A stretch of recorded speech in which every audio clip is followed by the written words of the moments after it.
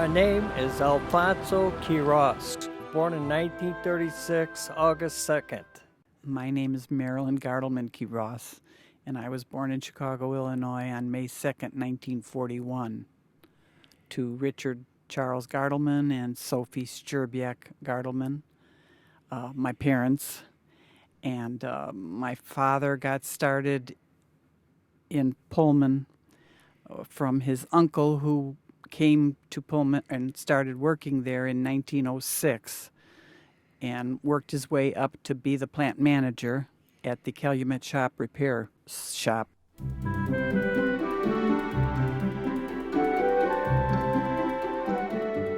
Marilyn's great-uncle was named Charles Gartelmann, but was known to his family as Karl. He was born in Germany on June 16, 1882. In his youth, he studied the Bible thoroughly, with the intention of becoming a minister, but with 10 children in the household, it was not economically feasible. He became an apprentice in house building and traveled throughout Europe and studied to become a foreman. At that time, he had to join the military, and in due course was put in charge of gymnastics, swimming, and other military training. He emigrated to America in 1906 and worked for the Pullman Car Works, steadily rising through the ranks. Soon after being employed, he became a leader in short time. From leader, he went to the cabinet department and then to the engineers department, making bills of materials required to construct all interior finish. In 1913, he was transferred to the Calumet shops, where they repaired Pullman cars. He was a foreman of the body, joiners, and trimming departments. In 1923, he was appointed second assistant manager. A year later, he became the first assistant manager and was finally promoted to manager of the Calumet shops on April 1st, 1938. He finally retired in 1952.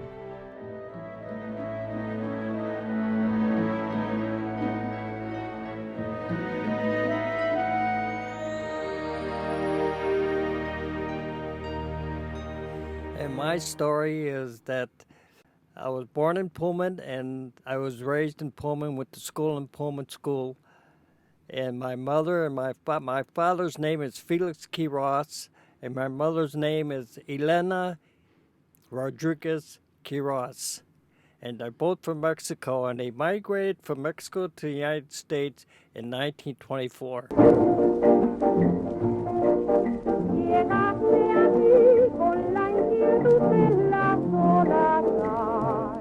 And then my father migrated to the United States, and he passed through Eagles Pass, Texas, and he got a job on a railroad, laying railroad tracks.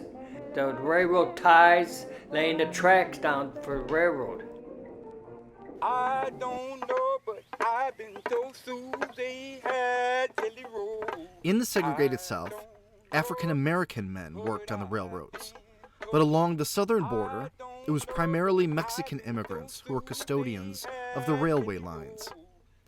These workers, known as traqueros, laid and maintained tracks by hand. They were expected to lay new rail, replace railroad ties, and repair tracks damaged by floods. But most of their time was spent straightening sections of tracks that were pounded out of alignment by the tremendous weight of the passing trains. I don't know, but I've been told. My dad had a quiet life. He didn't discuss much about it. I guess it was rough, living job to job and things like that. Oh, Susie, Susie, don't you know I can make your belly grow, Susie. A 1912 edition of the Railway Age Gazette writes, "The Mexican is an interesting type of track worker, and one with whom the average roadmaster is unfamiliar.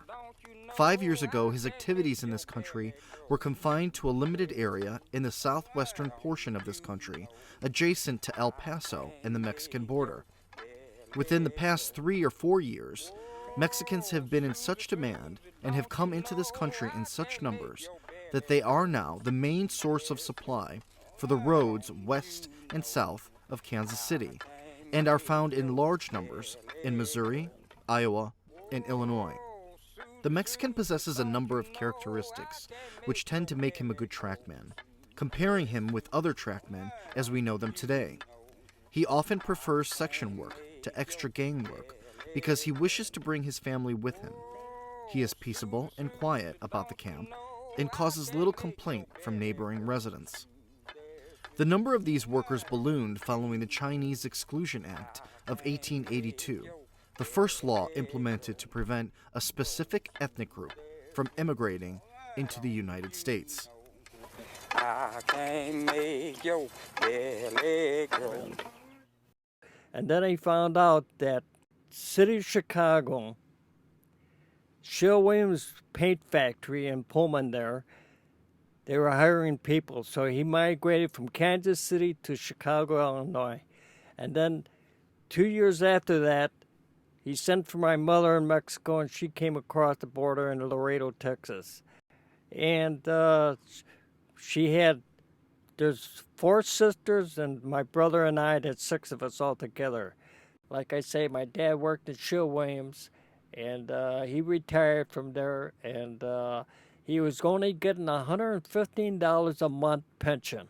I know, but But that's... thank God he lived to 93 years old, and he collected full amount of pension. But he lived in Mexico. He lived at the end. He had the good life. The last 20 years of his life, he lived in Mexico. I could tell you a story about my dad. When he worked in Sherwin-Williams, he got familiarized with a farmer south of the company. It was farmland. And he got to know this farmer, and this farmer had livestock. So my dad asked the farmer, can I buy one of your goats?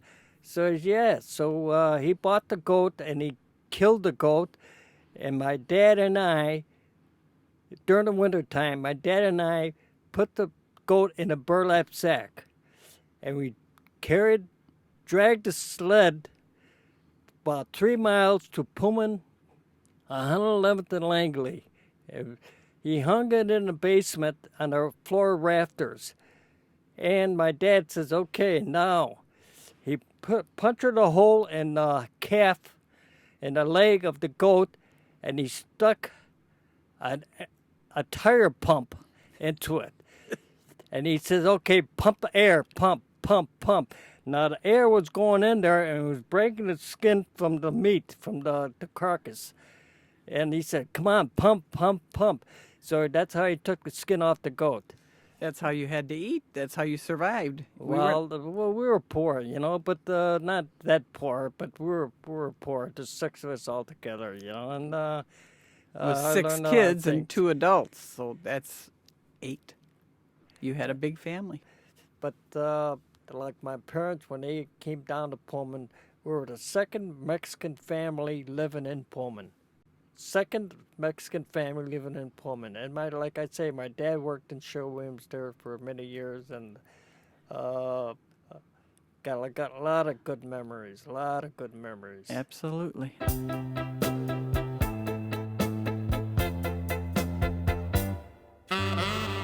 When I was young, 17, 18 years old, we used to hang around the market hall. The market hall was like a center there. And they had a union hall there. And the union hall president says, you guys want a job? And I was 17, 18 years old, 19 years old, and I said, nah, I don't want a job, you know. And they kept on telling us, come on, get a job, you know, you guys are bums, you know. So anyways, we decided to get a job there. He said, the president of the union says, it's only temporarily, and you could collect unemployment. You only work 6 months out of the year. And then you could learn a trade and things like that. So we didn't have no trade at all. So I says, okay, I'll get a job there, and we started working there.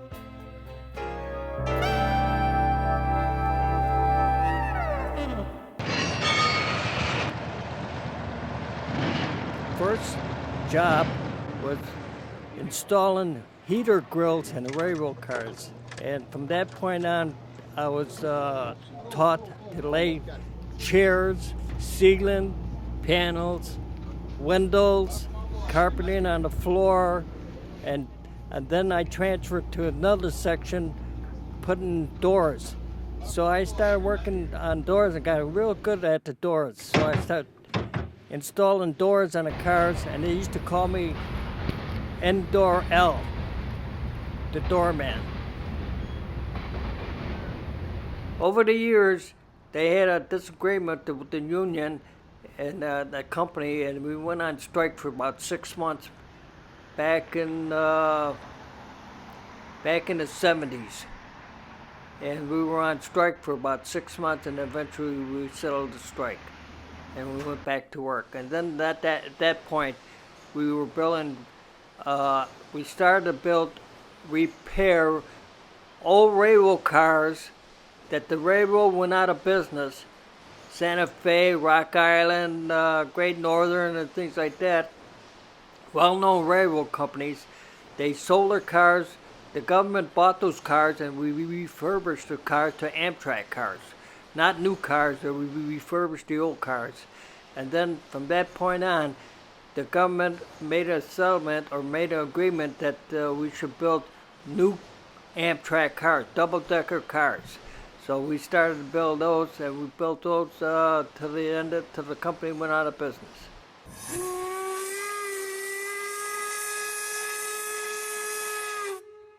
So I worked there until I retired in 1981.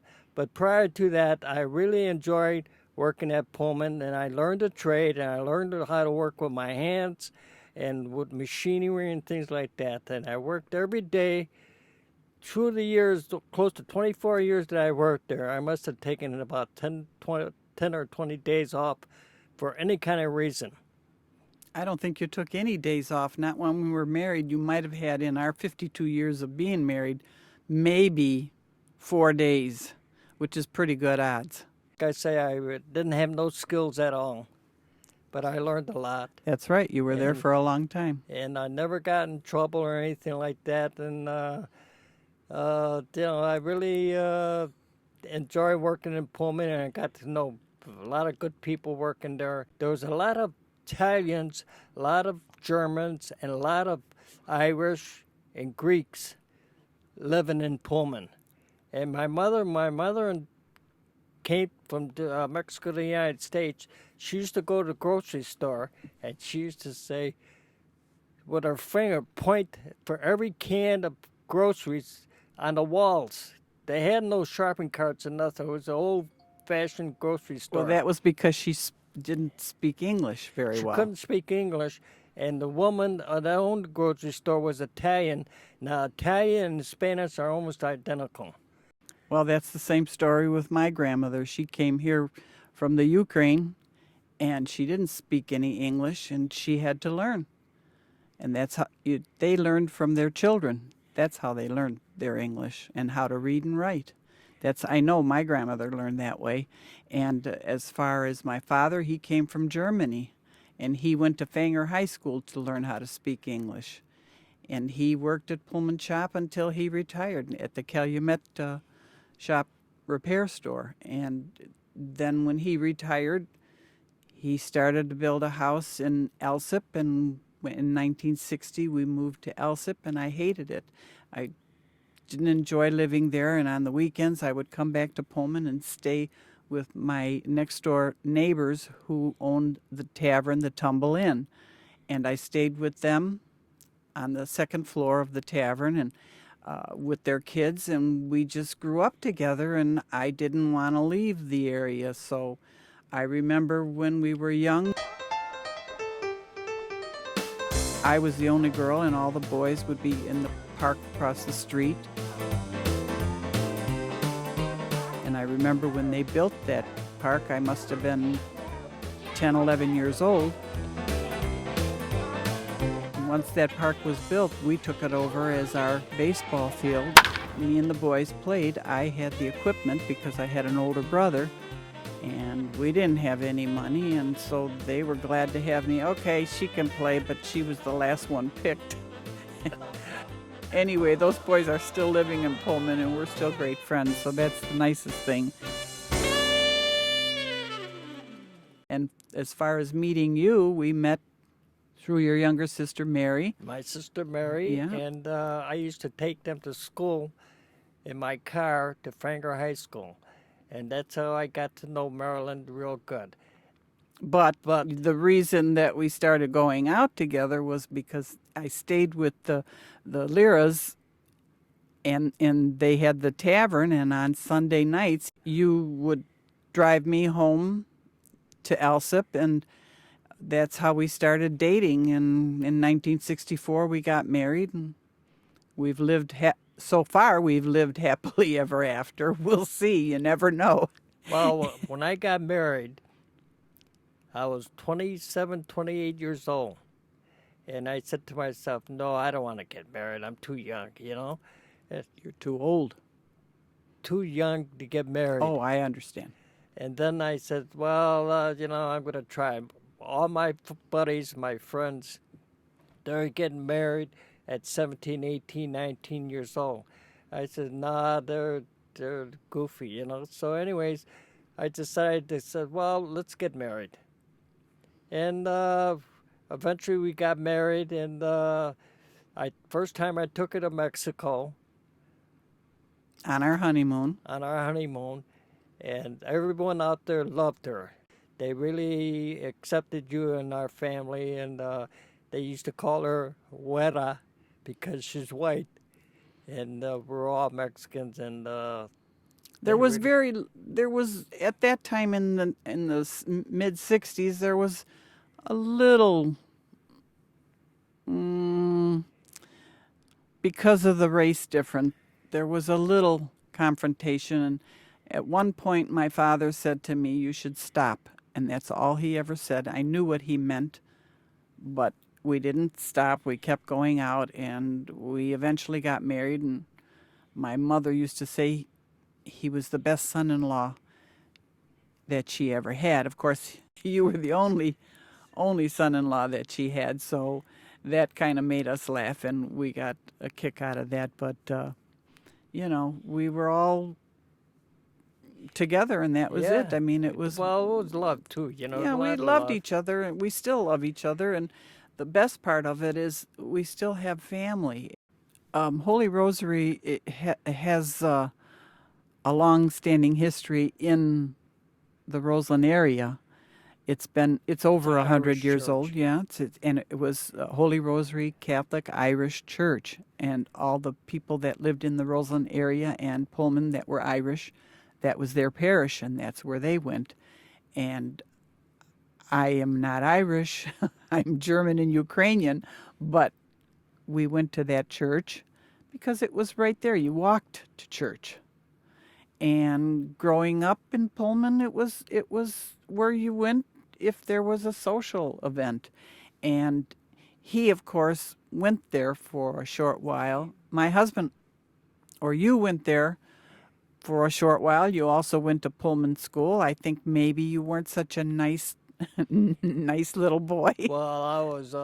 You were a little wild, Yeah. but I went to Pullman School and graduated from there. And like I said, we would at recess see the kids that were Catholic going to Holy Rosary for catechism, and we would be out playing in the school ground and wonder, well, why? How come they get out of school? How come we have to still be here in school?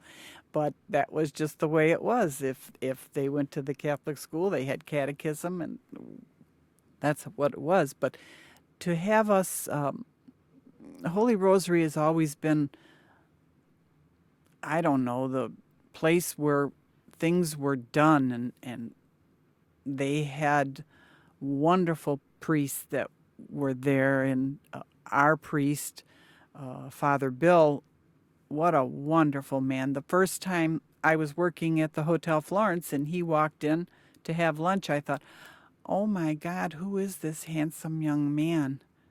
To find out that he was the priest, and I said, oh, shucks. But he had lunch, and we became friends, and he would come to the hotel, and the whole community embraced him. He was wonderful. And Holy Rosary was a wonderful church. I mean, I didn't go to school there, but plenty of the kids that lived in Pullman went to school there, and we played together, and we, knew each other well. I mean, like I said, it was a small community, and didn't we all get along? I mean, you had your fights, but my God, there were more fun times than bad times. So I don't know how to describe anything else than the church was a pillar there, and where we all went. We were married at Holy Rosary Church on June 13th, 1964. And when we got married, I thought, when we selected the date, I thought we were going to be married on the 14th. And then they said, no, that's not a Saturday. You're going to have to pick the 13th. And I thought, oh my God, that's an unlucky number. It's been lucky for us for over 52 years. Lucky Woo! and happy. That's right. We are. Lucky we have and two happy, and wonderful we got children. Two Wonderful kids. children, and a girl and a boy, and they're the light of our lives. And we, like I say, we lived together all these years, and We're kind of used to each other. yeah, we say no, I'll say no. You say yes, I'll say yes. That's right, because he knows who the boss is. That's because you do know who the boss is. This Mexican guy. Right. If I tell him I want you to do something, it might not get done that day, but it gets done. Well, that's good. That's what I'm happy about. We have arguments, but not serious arguments. We never got physically. No, you wouldn't have never got physical with me. I'd have had to take you down. The skinny old Mexican. Well, I'm happy that I'm married with you. I'll spend the rest of my life with you. And as far as money, we didn't marry each other for wealth. We married for love and we looks, still have that, and we got a couple of bucks in the bank. trust. And I think the thing that works for us the most is I still work full time, so we're not together 24/7. And when we first got married, I said to myself, wow, there's a Mexican marrying a German woman, and the Germans were more or less strict on their relation. Yeah, with, but my father and mother, they loved you. I know, but my mother said the same thing. She Oh, said, well, why don't you marry there's a no- Mexican woman, I said, no, I'm in love with this German woman, and that's it. Oy! And from this marriage on, I think we've fulfilled our destiny. I mean, yes. there's not too much more we can do. I mean, we just go about our merry way, and if we want to do something, we do it. And if we don't, we don't. That's how it is. When Pullman-Standard folded in the early 1980s, Al was among those employees who were enlisted to dispose of the company's tidbits.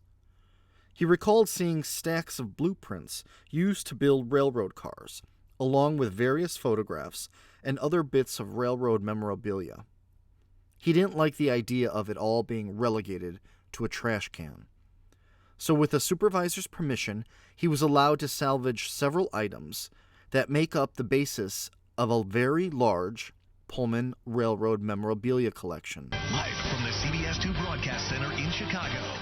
Pullman gave me the opportunity to work with my hand. Alfonso is a third-generation railroad worker. I had an opportunity to work for building maintenance. That's where I came across a lot of this stuff. I got fire hydrants. When Pullman Railroad closed its doors in the 80s, So I got blueprints.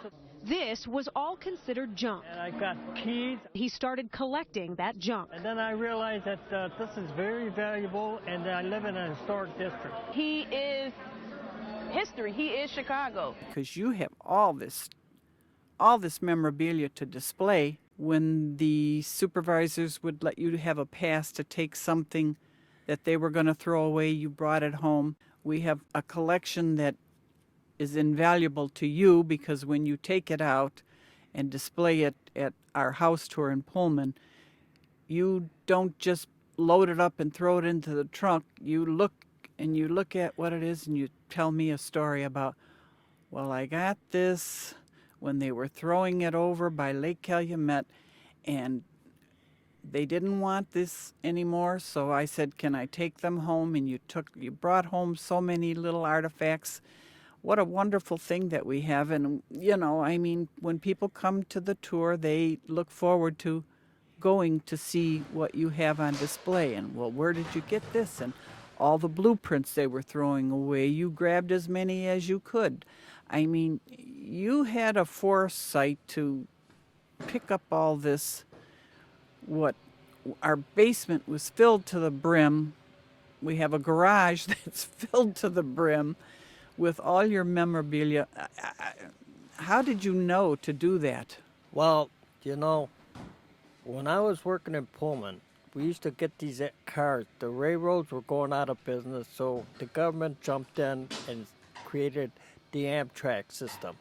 And they bought all these cars from different railroads, and then they brought them down to Pullman, and they stripped the cars, and they converted them to Metro cars, to the Amtrak cars. And they were stripping all these cars, and they were taking all these artifacts. I would find money hidden between the seats. I'd find jewelry hidden in the seats and everything like that. And then I brought it home. Now, when they says, what are you going to do with all this stuff? We're going to scrap everything out of there. And I said, well, can I take some of this home? Because I live in Pullman. They said, yeah, take what you can take, and that's it. So I took it home a little at a time, I could carry and walk through the gate and everything like that. That and was I wonderful. got passes for that, too. And over the years, I have piled it in my basement, and then I said to myself, well, I think it's time to display all this stuff. And I got books, I got blueprints of the factory grounds, everything like that. I love that you have the push pedal with your foot to flush the toilets in the cars. Those are magnificent. And aren't they the ones that have they're Pullman. copper and they have Pullman on them, Brass, printed on they're them? brass. Yeah. When I see that, it cracks me up because, oh my God, who would have thought to grab that? Not too many people. You did good, hon. I'm proud of you. Well, like I say, I used to work on the doors. And when we were converting all these old cars, and they had keys. I have a bunch of keys, locks and everything. I know like you have that. all that on your display. And it's really unique to have all that stuff. And they would throw all this stuff away. I said, how stupid. Why don't you donate to the foundation and all that? No, we're going to dump everything and that's it. Scrap everything. It was a shame. It was like having old money putting away in the garbage can, and here comes new money, You know how you always hear that somebody in Pullman found money because they were tearing a wall down? Yeah. That never happened to us. Well, one time I was in Acapulco, Mexico, and I was waiting for a bus, a regular bus, and the bus passed by, and then it said Pullman on it. I said, oh, my God. I said, here, the name Pullman is recognized all over this country, That's right. And I said to myself, well, Pullman really was a popular name at that time, and it still is. It still is. And it's going to be even better. When you mention the word gold, it's a valuable word, gold. Now, Pullman is the same word. Pullman is a valuable name to recognize. And Well, you know why? Because in the school books, in the grammar school books, they talk about Pullman and what he did for a community. And now, if he were alive, he'd be happy because he would see that, oh my God, they've kept my name and the community that I built alive. yeah. Well, like I say, I was born and raised in Pullman. I was born on 11311 Langley. And my mother was born in the same building. When I was a kid, I used to watch every Saturday. There used to be a junk man going down the alleys with a horse and wagon, and he used to yell down the street, "Rags, old iron! Rags, old iron!" So I got familiarized with all the stuff that he was buying. So he would, during the war, they used to collect tinfoil. So I used to get candy wrappers, cigarette wrappers, and everything like that, and put them all together into a ball, and then sell it to them. I don't know how much, I forgot how much money we were getting, but that was money that was coming in. That was your pennies. But I enjoy every minute of living in Pullman. And like I say, I'm over 80 years old, 81 years old, and I'm going to probably be buried there. And I told my wife, well, I want part of my ashes in Pullman and part of my ashes on the beaches of Acapulco, Mexico. Well, maybe a sprinkle. Well, but I want to be part of that because I really enjoy going out there. And like I say, working in Pullman there, I learned a lot. I didn't have no trade at all, and I was working with my hands and created a lot of things, and I got to get to know a lot of good people. Right, there. and not only that, Obama put us on the map, our little community, which is wonderful for all the people that have worked and strived to have that happen. I can't believe it. I worked at the Hotel Florence in Pullman for 14 years and would see people come in, and you know that because you worked there for a little while. Yeah, I was doing there. repair work, and the kids were there bussing tables and waiting tables. What a proud moment. My mother worked at the Hotel Your mother Florence worked there, at yeah. She was there as a for over housemaid. 25 years. And then when Mrs. Fisher had the hotel, when she was going to sell the hotel, she asked my mother if she could move in with her mansion on the north side of Chicago to live with her, to be a housekeeper at her place. And my mother refused and said, no, I got my family in Pullman, and I'm going to stay here. Yeah. So they sold the hotel and everything like that. So, Yeah. but she was happy. Our families, look at my family, everyone was connected with Pullman. During World War II, my mother, she worked as a welder, and she started off as sweeping the floor, and they asked her, do you want to learn how to read blueprints? And she said, sure. And then when she became a welder, she was there for 32 years. Rosie the Riveter. Right, like Rosie the Riveter. When we went to Hawaii and I saw that shopping bag with Rosie the Riveter, my brain went right to my mother. So that's something. My father worked at Pullman. My aunt worked there during the war. I remember standing on 111th Street waiting for her to come out of the shop gate. You know, I mean, my grandmother worked at the Tivoli Theater on 63rd and Cottage Grove. She took the red streetcar. I remember that. How many kids are as lucky as we to remember everything, going to Pullman School, walking the streets, having so many companions that we still have in the community, and that even if they don't live in Pullman anymore, we still have contact with. It's our family.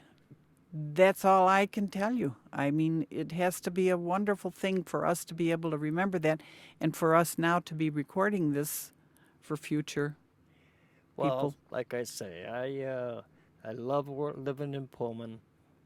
I'm probably gonna die in Pullman, and I got good memories of Pullman. And as far as the factory, I got good memories of that. I can remember when Pullman, during the Second World War, they used to manufacture shells for cannons, and they had parts. They had sections for boats.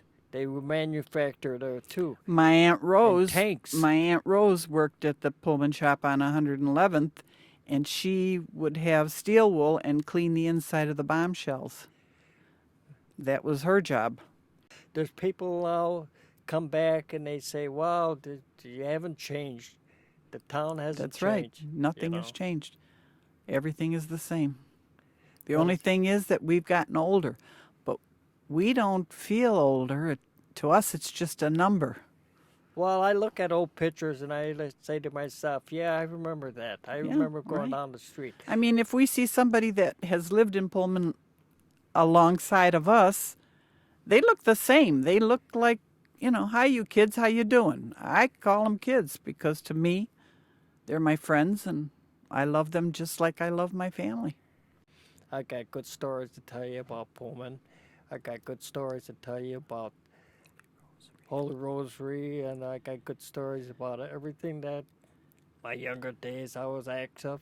I was bumming around here and there, and I got in trouble a couple times, but not serious problems. But, working in Pullman really changed my life, and then that's when I It got really married. did.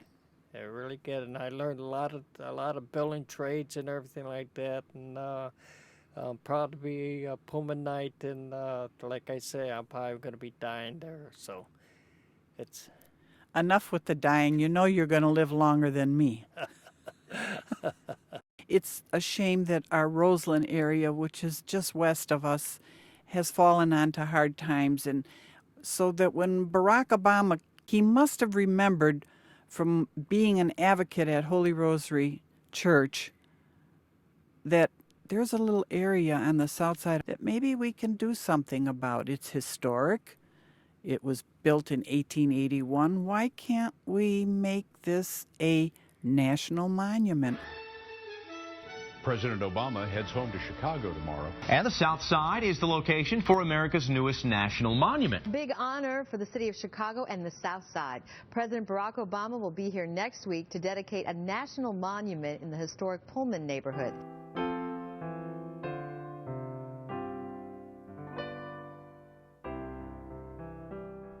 On February 19th, 2015, President Barack Obama named Historic Pullman a national monument, making it a component of the national park system. Because he was a former employee of the Pullman-Standard company, and also because of Marilyn Quiroz' long family history with the Pullman company, Al was invited to sit behind the president while he made his remarks and signed the official documents. During the speech, the president spoke about how he got started in politics as a community organizer at Holy Rosary Church near Pullman. When the president came around to shake the hands of the people behind him, Al wanted to let him know that he was familiar with Holy Rosary Church, and in fact was married there in 1964. However, he got flustered as the president approached, and when he leaned in to the president, he mistakenly remarked that he was born at Holy Rosary Church. The president gave him an odd look, and then Al corrected himself and said that he was married at Holy Rosary Church, to which the president replied, "Good for you." After the signing, the entire family gathered together to toast the special occasion.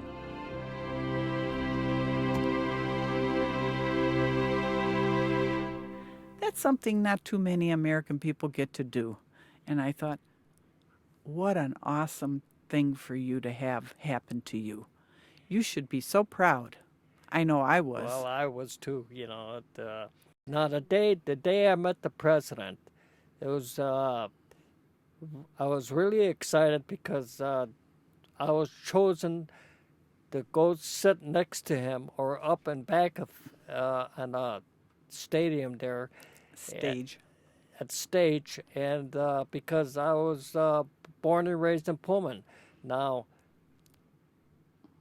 when Obama signed the documents at the Pullman National Monument, I was really happy. And then he turned around and he thanked everybody and he shook all our hands.